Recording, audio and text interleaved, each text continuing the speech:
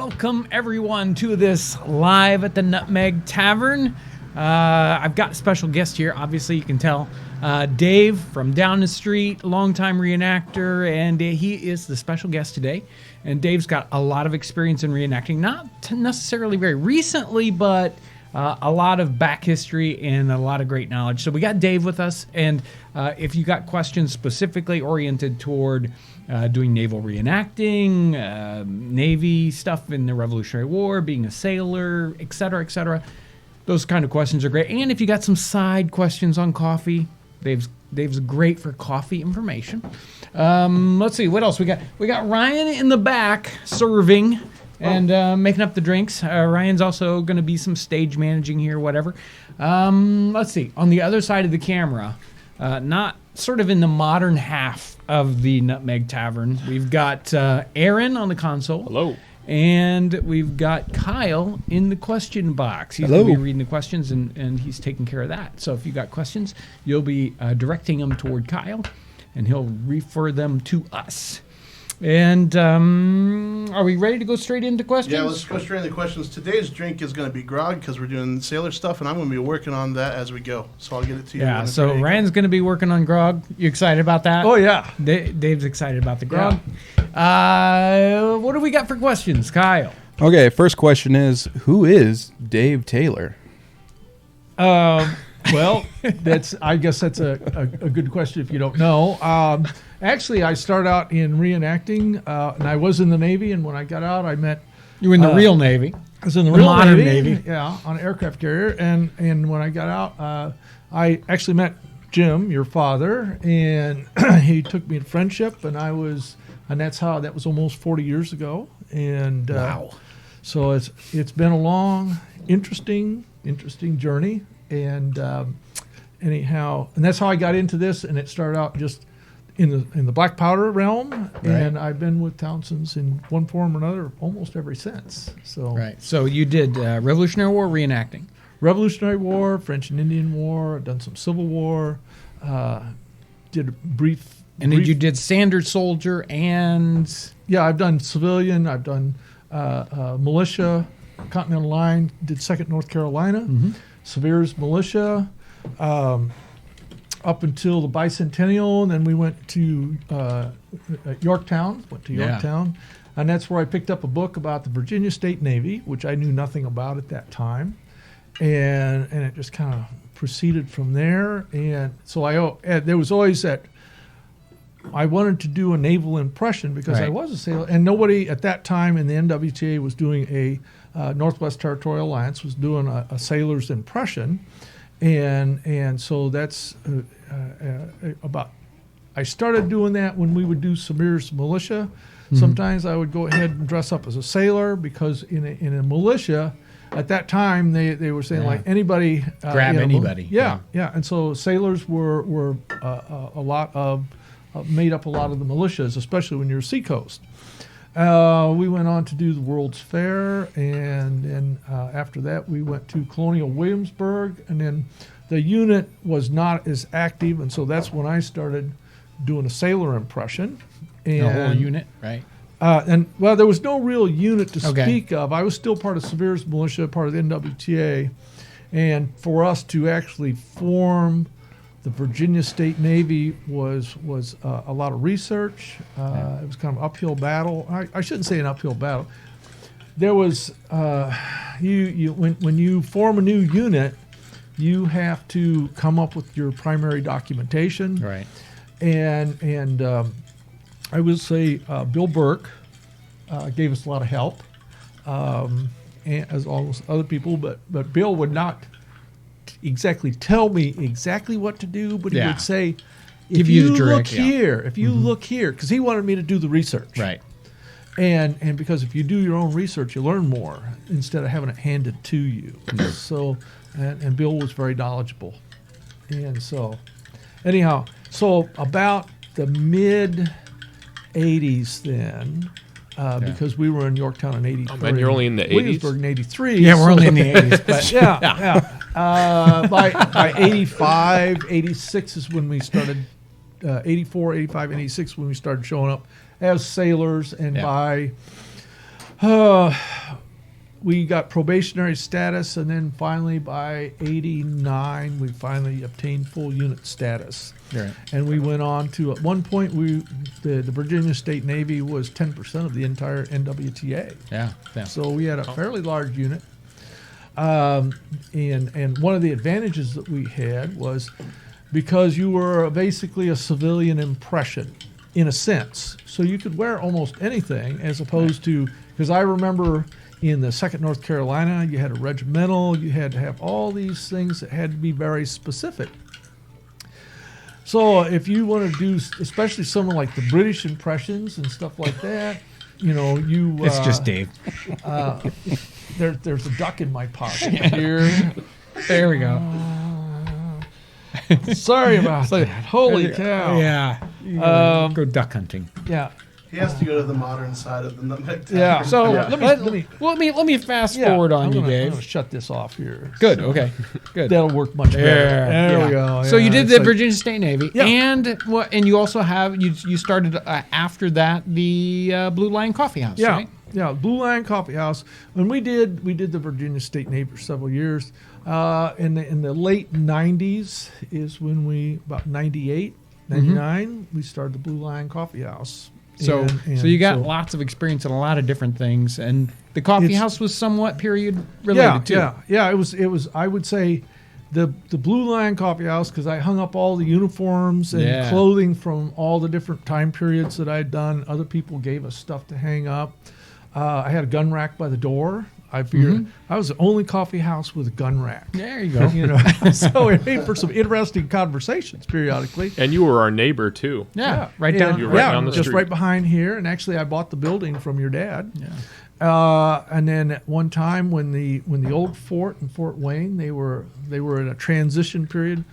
I bought 18 of the muskets that they had. So I had more 1816 muskets than anybody, and I ended up selling them off to members of different groups that were doing 1812 organization. Basically, most of them, they got them for what I paid for them. But anyhow, so that was interesting. So I do have a picture of me with all the muskets lined up in there. So you don't have the Blue Lion Coffee House anymore, No. but you still do coffee roasting, right? I still roast.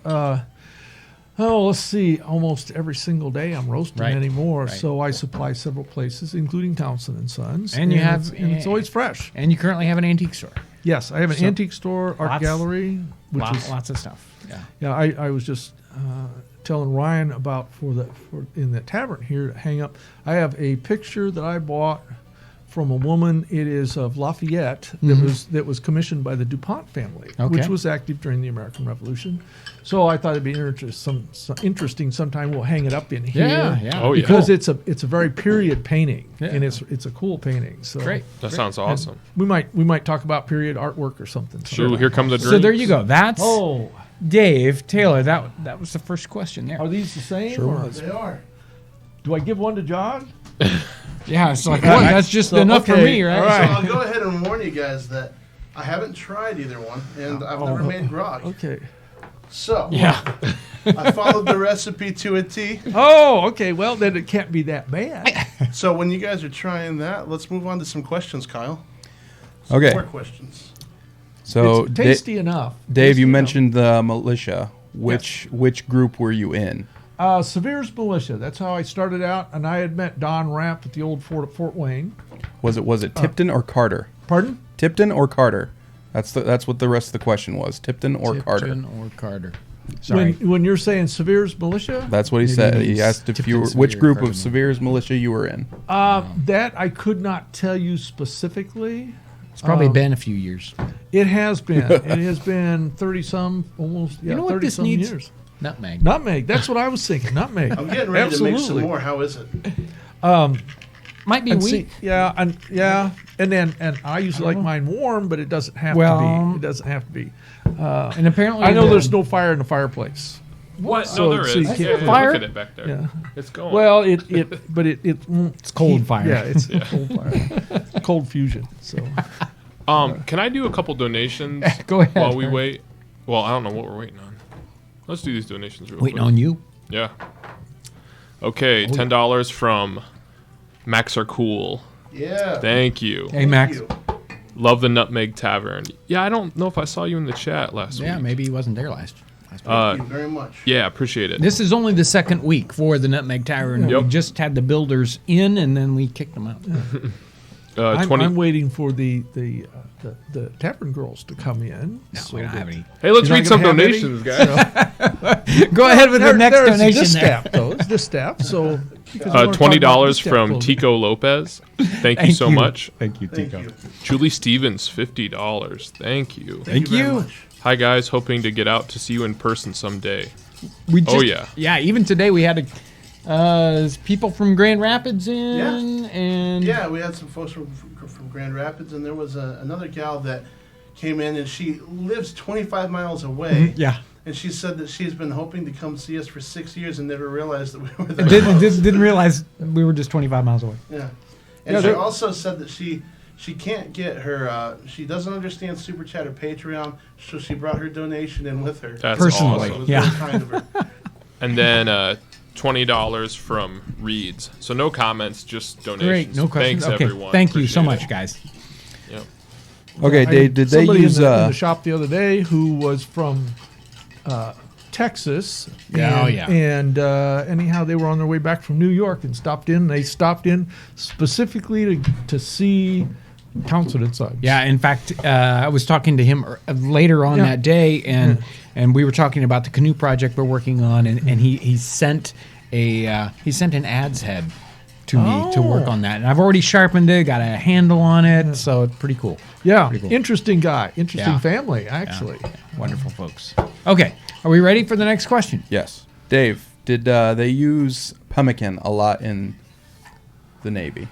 Not to my knowledge. The pemmican was more of a what was used in woodland, and I don't even know that we had what would be the equivalent of pemmican, because mostly it was like salt pork, salt beef, Ship's biscuits. hardtack, ship's biscuits, peas, Yep. beans, that sort of thing. Molasses, rum. Of course, you got Right. a rum ration. Pemmican is really kind of a cold weather thing because that suet gets all soft and squishy if it gets too warm.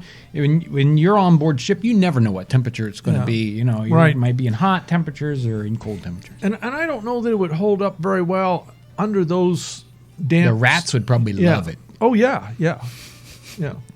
Use it as bait to catch rats. There you go. Fresh meat. Dave, how has reenacting changed during your tenure in the hobby? The level, I would say, the biggest thing is probably the level of authenticity. Yeah. I saw that in '83 when we went to Colonial Williamsburg. Prior to that, here in this area, the Northwest Territory, the middle staves were basically almost unheard of. And so when we went there, the women in our unit, they got to actually try some stays on. So that's one of those things. But the level of authenticity has really changed, especially amongst the distaff and civilians. Yeah. Because prior to that, you could do almost anything. We'd go to Greenfield Village and to the balls there, and girls would be wearing old prom dresses Yeah, and stuff because yeah. it was a long dress, and so that made it Close acceptable. enough, yeah. Close enough. And now, that's those things, and guys will, even in men's clothing and stuff, things that there is a greater diversity, and the quality of the workmanship is a whole lot different. People are much more aware of the patterns of the material. When I started, you could go down and use a butterick pattern, and you get some calico from the Kmart, and you Yeah. put together a shirt, and there you are, and that was fine. But anymore, that's people are going like, is that polyester or is that cotton or linen? Yeah, and did yeah. they really use cotton that much? And it was mostly linen, and so on and so forth. And those I'm sure are commentary that goes on yet today. Yeah. And, Yeah, there's been a lot of progress in the last Yeah. even 20 years and 10 and 5 years. Yeah. Reenacting is maturing and getting so much more, getting so much better. you can jump in now and you can talk to people, and you have a huge jump. Yeah. In what people wear and the level of research that's been done, because now you're working on people who have units that have 20, 30, and 40 years of research they've been doing. Yeah. And so consequently the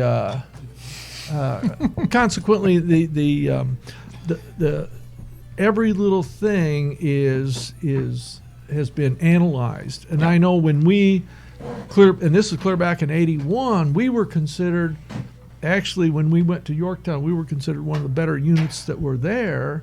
That, like the buttons on our uniforms, they came from a mold that Jim Strode had made the buttons from a mold that came from North Carolina, original button mold. And so there was a level that Don Rapp asked for and got. The spoons and stuff we carried, a lot of those things were original molds to do that with. So the level, yeah, is a lot better than it was. Yeah. Because I look at, say, Townsend and Sons, that from what was acceptable 40 years ago is going like Totally even different. now. Yeah, Yeah. absolutely. Hey, Hey, guys, I think that we Kyle, need let's to try to this get through before we. questions a Oh, little yeah. bit. Yeah. Yeah. They want shorter questions, shorter answers, Dave. That's what Ryan says. Yeah. Oh, I know. do you Sometimes guys there's think of no the short grog back there? answers, It's interesting. Aaron and Kyle They're just trying the tried- grog good. back there. Interesting. I don't It's know if interesting. that's a wise thing. Did you put nutmeg in it this time? No. No. I have the nutmeg. Oh. The Yeah, only you're not nutmeg. going to trust Brian I with need, the a, nutmeg. I need a shot of nutmeg over here. Nutmeg's expensive, so. I like it a lot. Hey, for you guys at home, it is an easy recipe. I did 4 ounces of water with 2 ounces of rum, a half tablespoon of sugar, and a lime squeeze. And if you're asking me, you could half and half that rum and water, and it'd be just fine. No way. So No way. I think this sneaks up on you. I'm thinking, and then I'm kind of like Well, dizzy over here. So. Well, it depends on. You're good until you fall out of the Almost chair, killed I know. which I've seen that happen. Unfortunately, yeah. I'm going to stick with mostly water on this. yeah, it depends on how you like to drink your drinks. I like mine a little stronger, but And how much practice you've had. yes, well, we'll talk about that some other Pouring time. water maybe. in mine right Yeah. now. Well, So- sailors usually It's have got had a more It's got a practice. definite bite to it. No, Yeah. it's good. It is very just good. heavy. That's the bad part. Yeah. Normally, You did it I right. like it a lot. I can- I actually for the one that Aaron and Kyle tried, I put a little bit extra rum, Yeah, I can tell. Thank you. and you're welcome for that. see, I can't imagine going up in the rigging after having. Well, that's why a lot of guys get killed. yeah. They Well, fall right out of the out. rigging. As you guys talk, I'm going to have 3 or 4 more of these, and As you should. So, is that going to be shared or? all right. So, John, Yes. I know that you had you talked about wanting to share some Patreon folks that Yeah. have come on board. Yeah, Let's so go there. last week I forgot. I guess that's the word. I wasn't able to get the list of brand new Patreon supporters, so I've got this week's and last week's list, and I've got Gregory Jablonski. Hopefully I got that one right. Brenda McGuinn, Evelyn Vincent, Craig Hansen, Brian Johnson, Helen Adams, and there may be some others. I really want to reach out and thank those guys, all the people. I think we have something like 450 supporters on So Patreon. And Patreon is just one of those ways that you can support somebody in a very small way each month. So like $2 or $5 or whatever. So we've got a lot of great Patreon supporters, and that money is very, very helpful to us as we kind of plan and produce videos for the future. That gives us that kind of stable amount of money for us to say, oh, we can budget and purchase a new lens or different kinds of equipment or whatever. So really, thank you guys for supporting us on Patreon that way. It is very, very helpful, and I want to specifically say thank you for that. Where else Ryan left. Well, I'm sorry, what was I that? said Ryan left. Yeah, Ryan. Right. Where are you Yeah, there? I got some things that I'm cleaning in the back. Oh. of the car. Oh, had to head to okay, the yeah, back to yeah. get more Ryan's rum. busy cleaning back there. More rum. Well, the important thing about this actually is, here it is that you get to bring questions forth to Yeah. somebody, not only me, but anybody who has had 40 years of experience. And how often do you get to do that? You sit around the campfire, and when are you going to meet them? Or you're out in the middle of pub nowhere again, somewhere, and you want to ask specific questions. This gives you that opportunity, and it's not just a chat line. You get to hear the actual ones, and then you can have rebuttals. Yeah. So this truly is important. So You we've know, got some and I see really this. big things that we want to talk about in this live stream, and we want to get there in like 10 minutes. So Kyle, let's fill this up with as many questions as we can in the next 10 minutes. 10 minutes. I've got plenty. Let's see how many plenty is- of questions. All right. So first one, John, did they eat meat regularly, like daily, in the 18th century, or was it more of a weekly basis? It depends on the situation a person is in, obviously, in their socio-economic level, etc. I think they actually ate meat more than we might expect. They thought meat was an important part of your diet, and that if you wanted to stay strong and healthy, you ate meat when possible. You might not eat expensive meat. You might eat, specific cuts that were very, very inexpensive, and you had different ways to fix those, cooking them in soups or whatever, so that you still had something meat-like in your diet. So meat was important, and it was eaten whenever you could get a hold of it. But it also was let's say a social thing, a leveling. See, I drank already too much of this stuff. You definitely would. If you ate meat a lot, you would talk about it, and that would say you were a rich person. Okay. What was the name of that one book? There was a diary that it's been around for a long, long time. And it was a paperback that you could get, and it was a soldier's life in the American Revolution. I'm trying to think of the name of the book. Joseph Plum Martin's memoirs, which was Private Yankee Doodle. Yeah, Private Yankee Doodle. That's a very good book to read because that gives you the day-to-day, and there are times, when they would go days with no food, or the only food they had were pumpkins or apples. So read that book, and anybody has a question about 18th century food. But even that says, when you think about it, soldiers and the sailors' ration had meat almost every day. Yeah, that was your ration. Right. You may not have gotten it. Right, but you it may was not your have gotten ration. it, but it was expected that they would be able to supply you, even though they might not be able to, supply you with as much as a pound of meat, a purser's pound, which was less than a pound of meat every day. So even a soldier or a sailor would expect to say, where's my meat today, right? So it would be common to have meat. Maybe not good meat, but meat. That's cool. Why is glass in some antique mirrors from the time divided in half? Can you do a video on glass making? Flat plate glass making, that kind of glass is not easy to make. Say like window glass or something else. You don't see people making, very many places making period 18th century window glass, because that's a very not necessarily an easy process to do for the cost benefit ratio, right? When you're blowing a glass bottle, you get this really interesting thing. When you're making flat glass, in the time period, they would blow a very long cylindrical bottle and then cut it open and flatten it out to make a sheet of glass. Or they would make crown glass where they would spin it out into a big flat sheet, and then it would have a bullseye in the center. And if you wanted glass that didn't have a big funny blob in the middle of it, you had to cut slices out of out from around the big circle.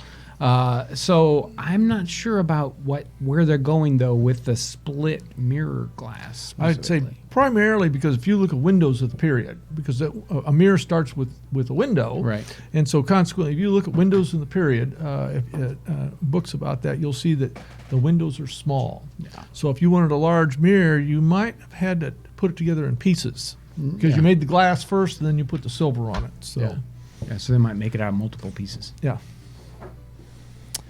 Let's see. Townsends, what kind of editing software do you use? I'll do this. Go, Aaron. Aaron does all the. I did this one for day-to-day. you, Aaron. Is this 18th century or Yes, it's contemporary? very 18th century.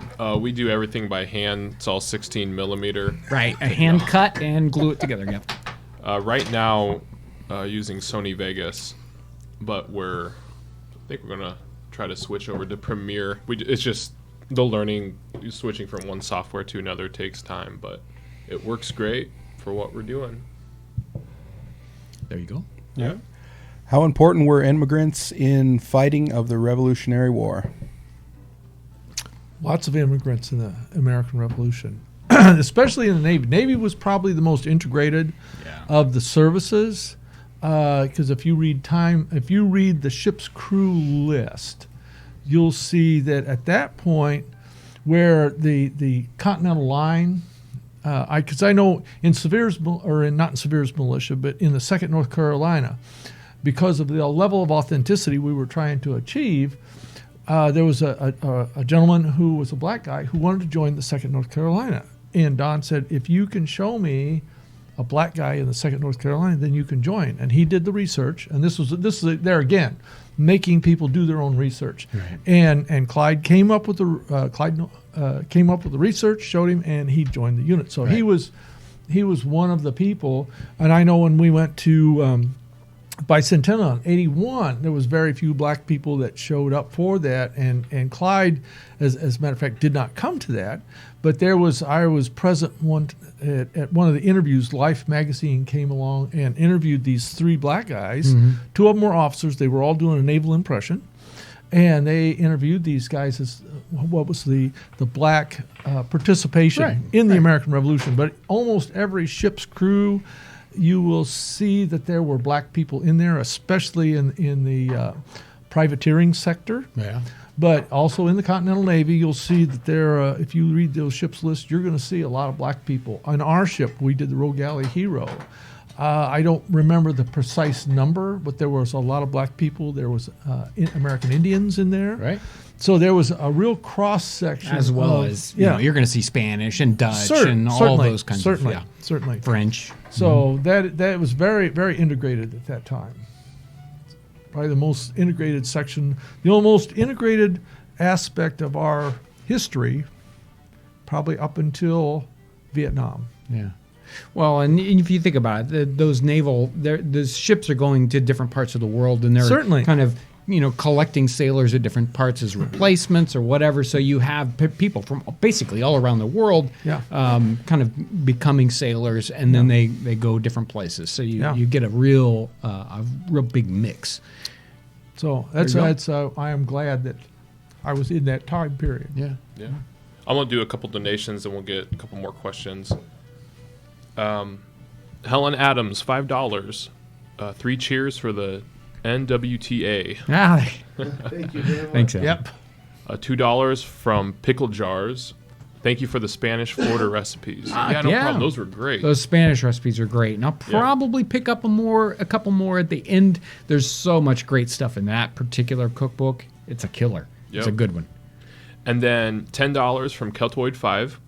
There you are. Yep. What was the name of the 18th century cookbook author whose book mostly consisted of complaining about Hannah Glass? That's this one right here. How about that? Top of the pack here. This is Anne Cook in Professed Cookery, and this one's brand new on the website. So you can find out. Is there a link in the? Yes, sir. There's a link in the comment. Good question. There's a link in the description section to the new cookbooks or the new books that are available on the website right now. Anne Cook is the one. In fact, it says this one's a misprint. And real 18th century food fight. That's a new one on the website. So make sure to check that out. There's a bunch of new ones on there. There's Science of Brewing. So it's got a couple of brewing books in it. England's Newest Way. I've used that one before. Court and Country Cook. Simcoe's Military Journal. And Tour of the United States. Lots of new books. And yes, I just put them all on sale this week. And they're on sale. So the link that Aaron put on this video, where's the link at? In the description, Aaron? It's in the description, and I just threw it into the chat. If you smash that link, you will find 7 different titles on sale right now, and they're brand new. Cool. There you go. There we go. Let's do some more questions. Were powder horns a common sight on soldiers during the Revolutionary War? What do you think?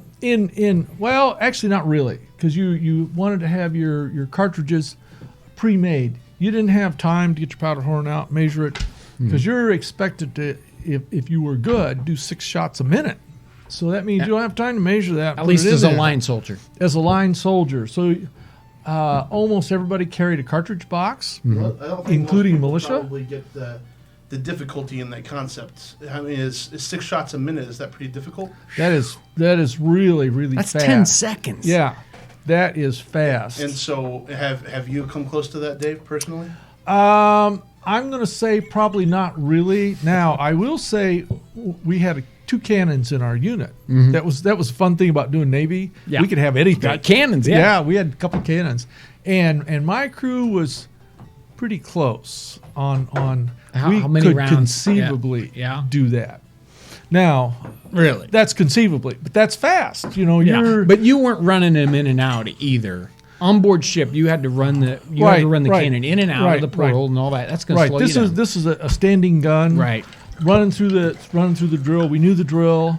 My guys were trained well, and that's one thing that we did. We followed all safety procedures, but we were trained well, and we could be fast when we needed to be. We could be fast. How often did you need to be? Well, not very often, because usually they're controlling how often you can fire, Right. and you have to think about firing a cannon.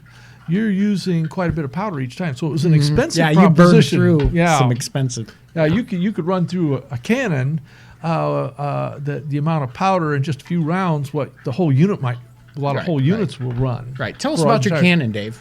Dave likes to talk about cannons. It's a Lapons. Yeah. And it's a 3-pounder. We bought that quite some time ago, and it was a lot of fun to have. I still have it. And I figured, good home defense weapon, and it's black powder, Right. so it's totally legal. Sure. And so it's it is fun to shoot. Have you blown up a cannon before, Dave? Follow procedures. Follow procedures. Now, I will say in that cannon, it was early on, young and stupid. Never use smokeless powder in a cannon. Learn about it. We're before all you about do this. safety Yeah, here. all about safety On the Townsends channel. Yeah, absolutely, absolutely. So here, the safety suggestion: never use smokeless powder in a muzzle-loading Unless you want cannon. to watch it blow up into pieces. Yeah. So real quick, It was just there's like a side cartoon. conversation happening in the chat about Yeah. this glass cook feud. Do you have any? I know it's like, okay, you can't judge people in the past and you can't really weigh in, but do you have an opinion on this, John? Do I have an opinion on the Ann Cook / Hannah Glass Is Cook just feud? full of hot air? I mean, is she just capitalizing on the strong book to sell her book, or? Every cookbook is full of, there are recipes that somebody might put in a cookbook that they really haven't tested and over again. So undoubtedly there are things in Hannah Glass's cookbook that maybe aren't as good as they could be, right? And so Anne is, she's taken her to task for something that, some particular thought. But everybody's got a different idea in the kitchen about, how something should be done. So the idea that, Anne Cook thought that some of Hannah Glass's stuff was ridiculous is, is pretty much par for the course. I think anybody could go through a cookbook and say, that's, a terrible recipe. I think it was just her way of kind of getting onto the stage and having something to say and picking on the biggest target possible. Pretty sure that she went as far as to say that she self-proclaimed herself as the true teacher of the art of cookery. Yeah, right? I think that's yes, the teacher, the true art of cookery, as opposed to that poser, Hannah Glass. Of course, you're going to pick on somebody who's sold a lot of cookbooks, and you're going to say this one's so much better, right? But I've used Professed Cookery, and it's got some interesting recipes in it, so why not? But it's got a lot of, she spends a lot of time complaining about that, which is not a lot of time putting recipes together either. So it's a way to make your book thicker when it's full of complaining instead of recipes. So we're at the halfway point, and we've got a really big announcement that and we've got a little trailer. So you want to talk a little bit about that? Yeah, so you've probably heard us talk about working on several different log construction projects here. This summer, I've been all over the place this summer, and one of the things that we've done is we've gone down to David Crockett's birthplace down in Limestone, Tennessee, a couple of different weekends. They've been building several different projects. One of them is a log barn project, and we've got a teaser for some of that footage that's going to be available. We're going to have an episode coming out here in a couple weeks, right? Something like that? Yes. So here's a teaser trailer for what's coming up.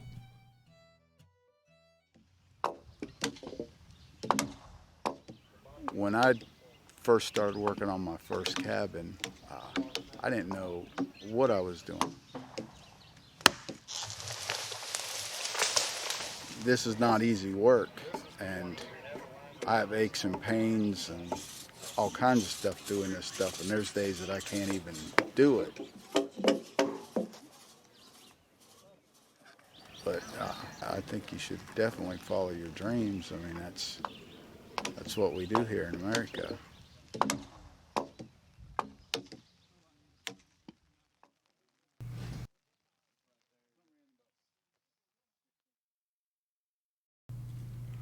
Okay, we're back.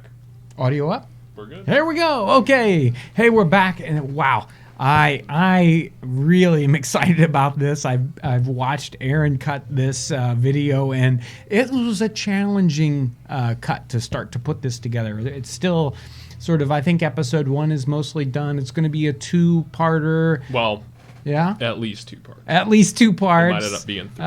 The first one is something like 14 or 15, 13 minutes, something like that. It was such a great project, and I'm so excited. It was so much fun to be there. And feel, hey, and I got to hold a camera finally. That was fun. It was sort of Ryan's test, training session for Ryan. Okay, we're going to spend a couple weekends or, a weekend bumming around with these guys and, using cameras all weekend. So he had a lot of good fun training for that. And, wow. Such a great group of guys, very knowledgeable, and a fun project. And of course, the site down at David Crockett's birthplace is a really great site, because if you want to see a site that's sort of like they're building it while you're watching it, that's the site to go to right now, because they're in the process of sort of putting together this 18th century homestead. They've got a cabin. They built the barn. They're working on other outbuildings right now.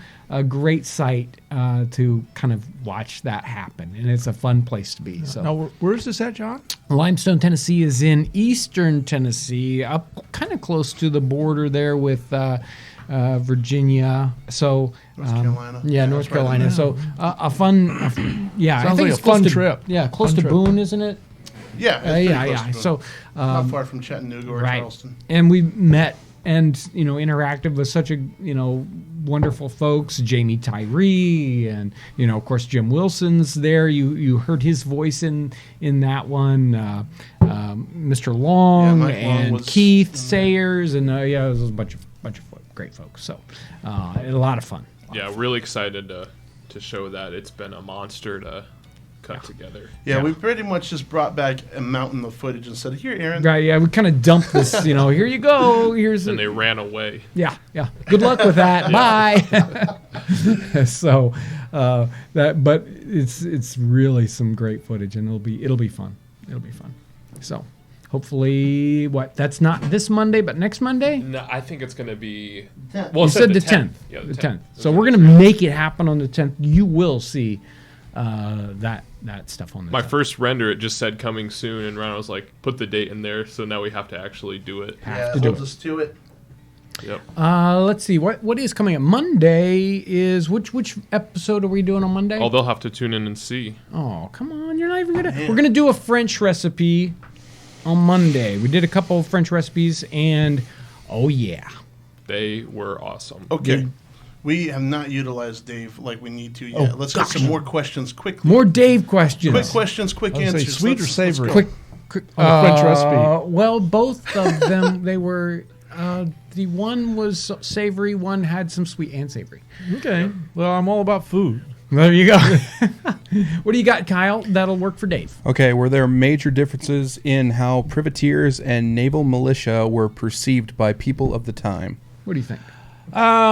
Well, when you're in the regular Navy, if you will, you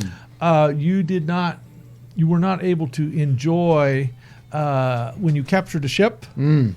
That was just it. Yeah. If you're a privateer, you got part of the money. Yeah. You got a share. So the privateering ships never had, they were never Lack at a of- loss yeah.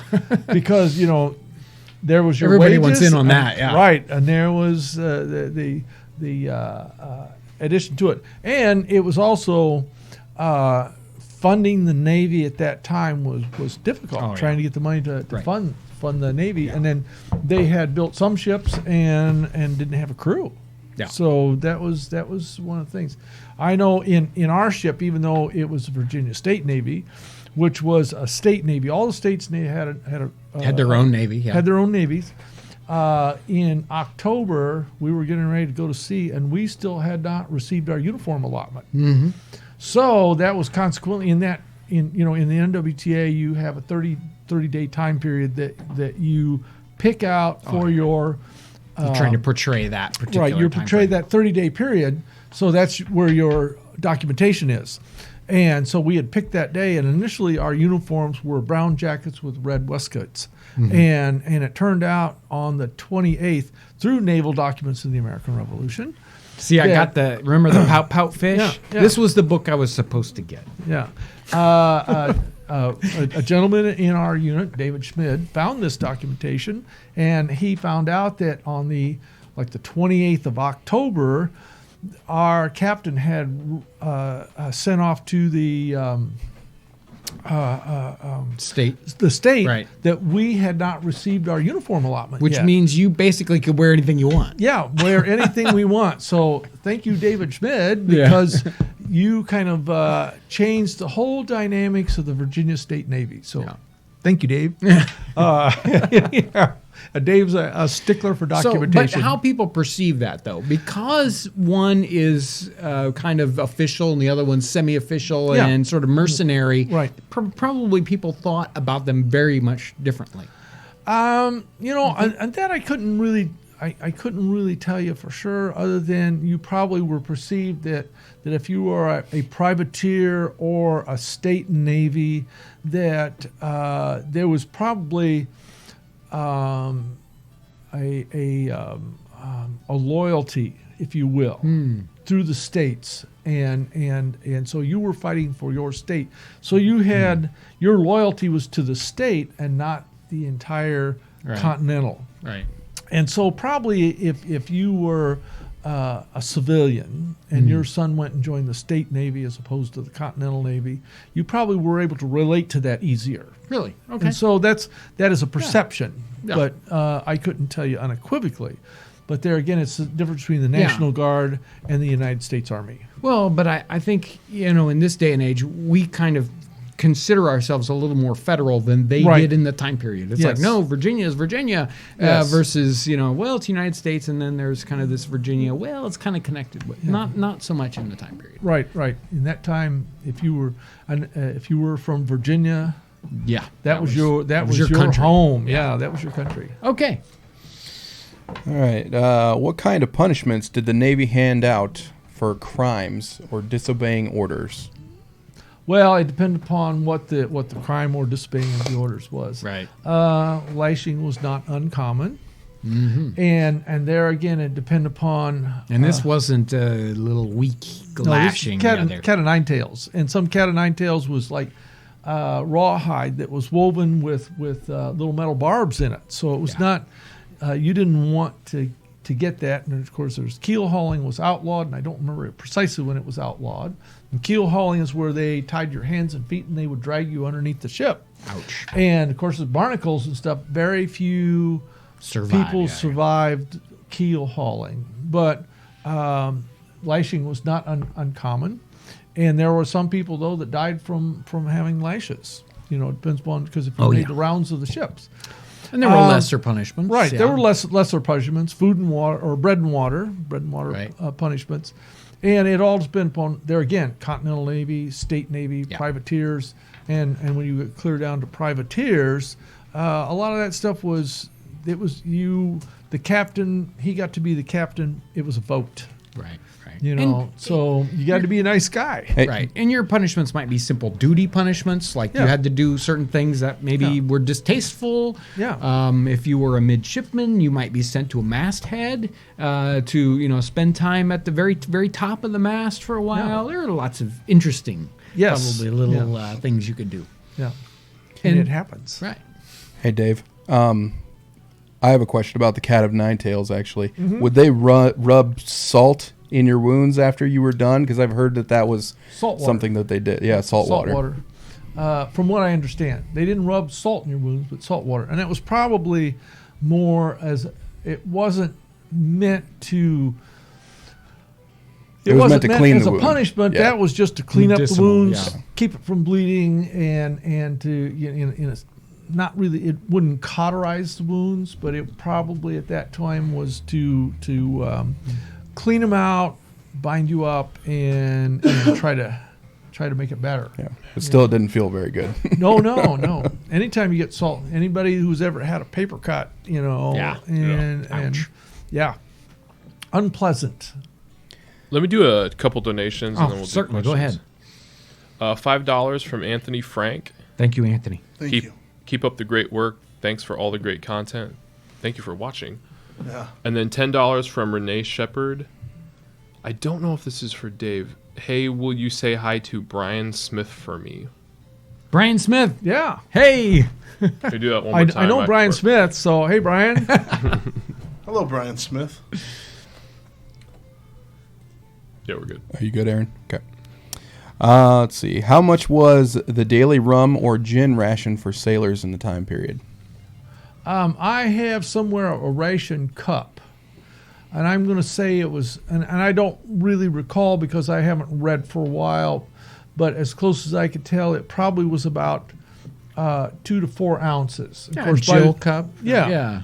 And by the time you added water and lemon and everything, you got a reasonable. Now a lot of guys saved up their rations until they got enough to really do them some good, if you will. And I'm sure there's a segment that probably saved their rations to sell to other people. Oh yeah. So it brings it. So Dave has had 2 cups of grog. He's on the second one, and that is 3 ounces altogether. It's 1.5 ounces that I've given him twice. So Yeah. So that's You've already been over your ration, dude. Well, he could be under if it's 4 ounces, Pardon? right? Well, this is probably, this is really not much. Well, we go back to sailors had a lot of practice. Yes. Well, practice, and they had hard jobs, and Yeah. they. Yeah. He's definitely not saving it to give it to somebody else. No, heck no. They got to get their own. All right, real quick, we need to talk about Instagram, John. Instagram. Every week we go through the Instagram feed looking for posts that have the Townsends hashtag. And we're looking for posts that have to do with history, maybe specifically with the channel. It might have merch, it might have a recipe, whatever. We go through, we pick out something that we think is really cool, and we connect with that person and send them a prize. And we talked about those prizes. We haven't dealt with that last week's question, but actually, this is going to be the first winner that gets the option with this week. Yeah, so we send them a gift certificate or the possibility of a mystery prize that we ship them. Like John's old left shoe. No, I would never send them an old left shoe. So now, what is the prize for doing? We have a cool picture on Instagram. Yeah, here it is. So there it is. This week's picture is It's CK Bowen, 56. And he's using hand tools and a log because that's what we've been talking about. Yeah, it looks like he's building a log cabin or something. Cool picture. So thank you so much for that. You are the winner this week. And Ryan will get with you and see if you want the mystery prize or a gift certificate. And then the winner from last week, I've been having computer difficulty this week, but I'll get to you Monday. or Tuesday. yeah, one last of the week's two. winner. Yep. So I tell you what, John, for the winner this week, Yeah. I'll throw in a pound of coffee. Oh, I'll toss that in, freshly roasted. Captain's choice. Yes, Man. Captain's choice. That Unless he wants is- Morning Thunder, but either one, lightning in your cup or Yeah. Captain's choice, and I'll toss that in. That's the advantage of having me on the air. There you go. And That. 2 flagons of rum. Yeah. Here we That's go. amazing. Well, my Not coffee. really a flagon. This is this is a taster's yeah, taster's this is cup. a- So I've been the one preparing your drinks. Where's my coffee?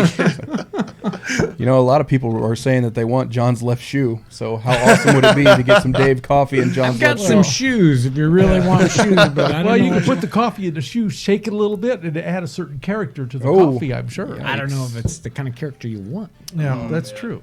Let's do It some could more be, questions. but Yes, you know they please, make. let's please talk about questions now. Yeah. yeah. Okay, Dave, have you? This question's kind of funny. Did you ever drink from the swab bucket the first time you got to man the linstock and touch off? Do what now? They're using sailor terminology, so I don't know. Drinks from a swab bucket the first time you use the linstock to fire off your cannon. That's what they say. No, that it's not a term that I've heard There before, you go, but I yeah. am certain that it is probably a tradition of some sorts. But I do have pictures of the first time that we fired our cannon, and it was quite. And actually, I let Mark Hoppus, who was probably 6 years old at the time, fire my cannon. Safety the first first. time. Well, you know, and that was. Here you go, kid. You do it. Well, you didn't Well, know Dave what was going to stands happen. back. We'd never shot it before. So we didn't know what was going to happen. You know, he was 6 years little old. kid What do do you it. know? What do you know? But Mark went on to go to the regular Navy, and Mark was an integral part. But that was one of the things and here's a matter of documentation.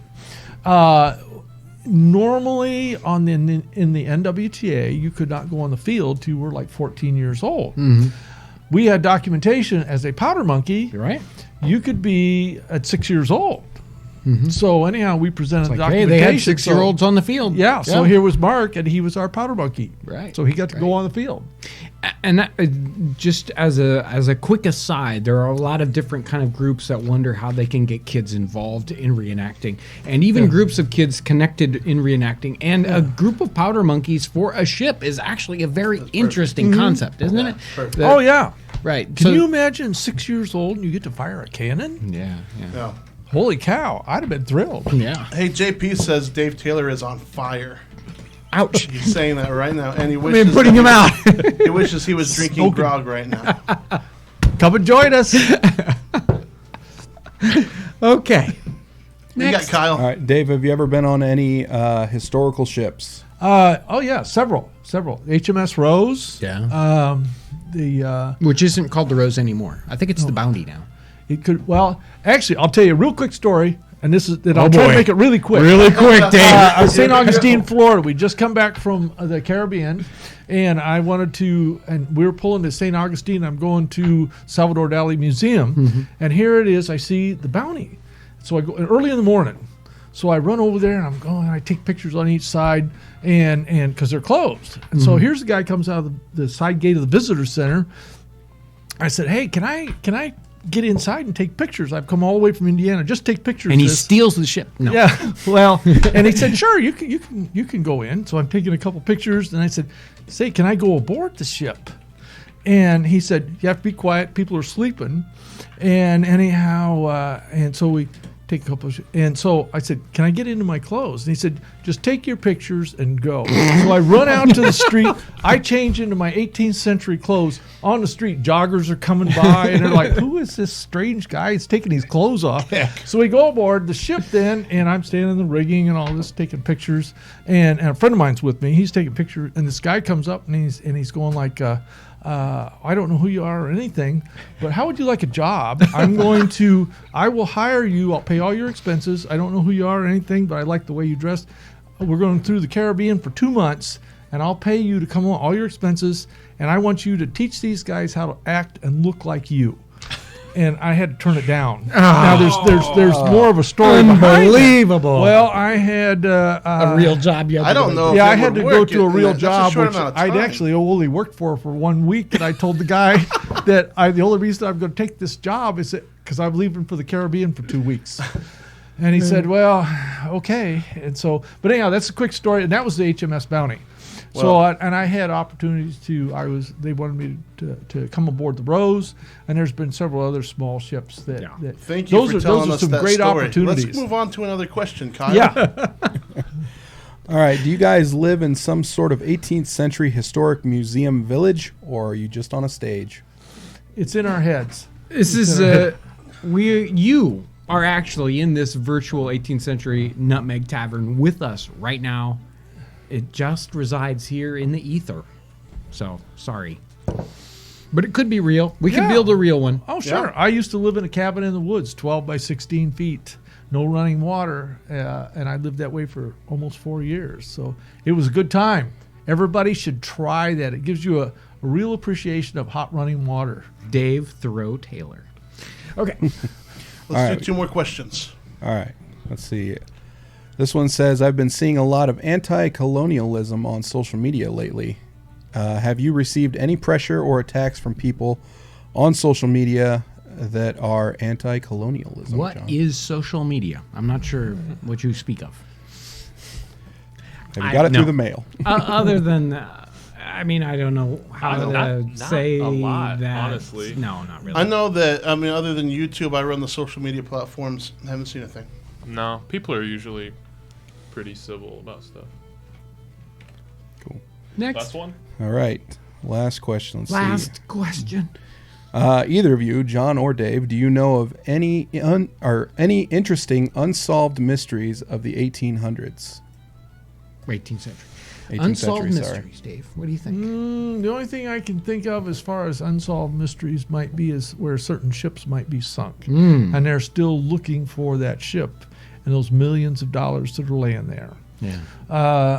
And I'm going to say that I haven't really delved into it a great deal, but I do know that periodically coins wash up on shore. There is stuff out there, and there's things all the time that are and I'll just in a sense I'm going to I own an antique store and art gallery now, and people walk into my antique store every day and bring things in that are extremely unusual. I see stuff. A guy walked in one time, 15th century samurai sword. And here it is. Here's a sword that was made before Columbus discovered America. And in the end, I sold that for him, which I wished I had bought myself. Or artwork. There's many, many things out there that are tucked away in people's homes, in attics, closets, rolled up underneath their bed. It is endless. It is endless, the stuff that is out there. And people have no idea. People that I have a friend of mine that bought a painting that's worth several $1 million. They were getting ready to throw it in the trash. So it happens all the time, folks. It happens all the time. You cannot believe it, and it just astounds me. That's why I can't quit. That's why I don't retire, because if I retired, I'd be bored. You'll miss something. I'll miss something. So here's my answer to that is there's more mystery than there is truth out there. Okay, we know there are mystery upon mysteries about things happening in the 18th century that we would love to know more about. And when we can get to some of these answers, it just takes a lot more research and people being excited about particular issues and researching them. I mean, this book is... There's naval documents of the American Revolution. This is volume 2, and it's just one little part of 1775.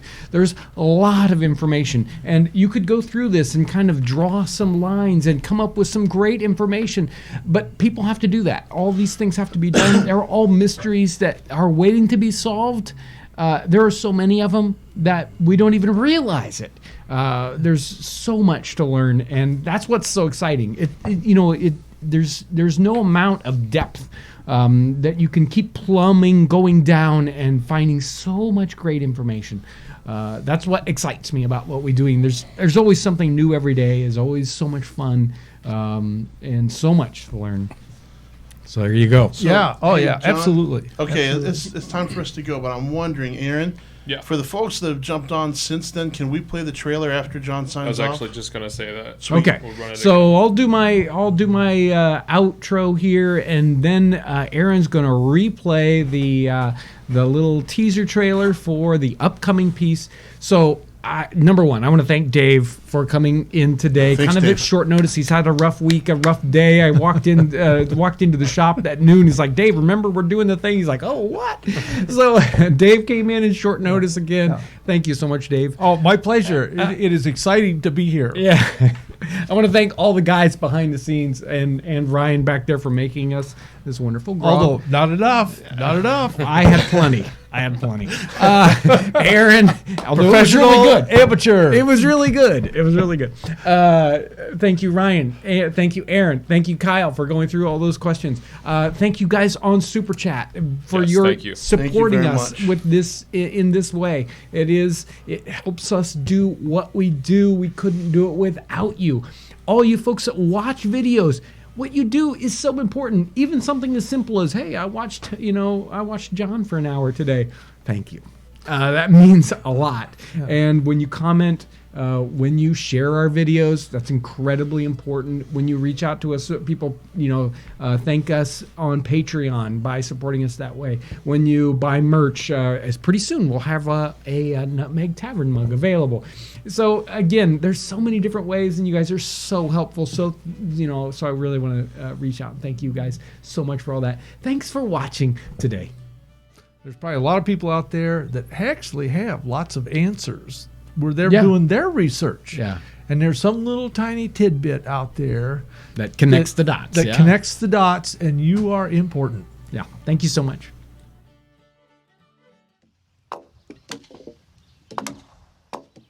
When I first started working on my first cabin, I didn't know what I was doing. This is not easy work, and I have aches and pains and all kinds of stuff doing this stuff, and there's days that I can't even do it. But I think you should definitely follow your dreams. I mean, that's what we do here in America.